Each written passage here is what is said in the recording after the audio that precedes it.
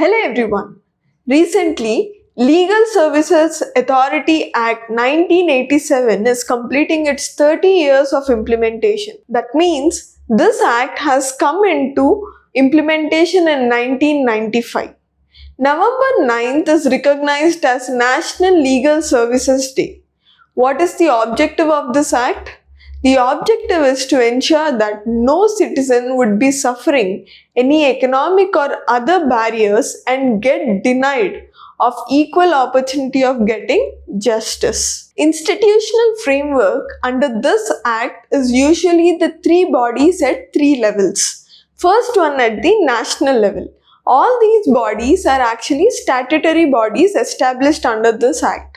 The first one is the National Legal Services Authority. Chief Justice of India is patron-in-chief for this body.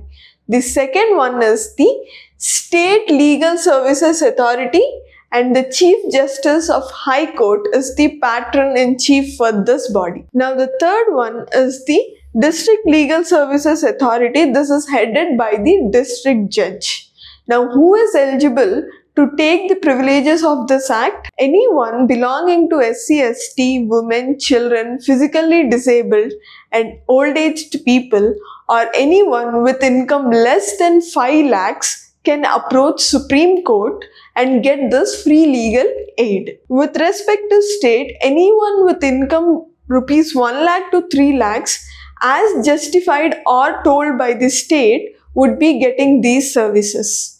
Now do let me know in the comment section which is the article which propagates free and fair legal aid and under which constitutional amendment was it added. Now there are other two things mentioned in this act. The first one is the legal aid fund. This would be a 3-tier fund in national, state and district, and there are also Lok Adalats established under this act as an alternate dispute resolution, that is the arbitration, mediation, etc. Thank you.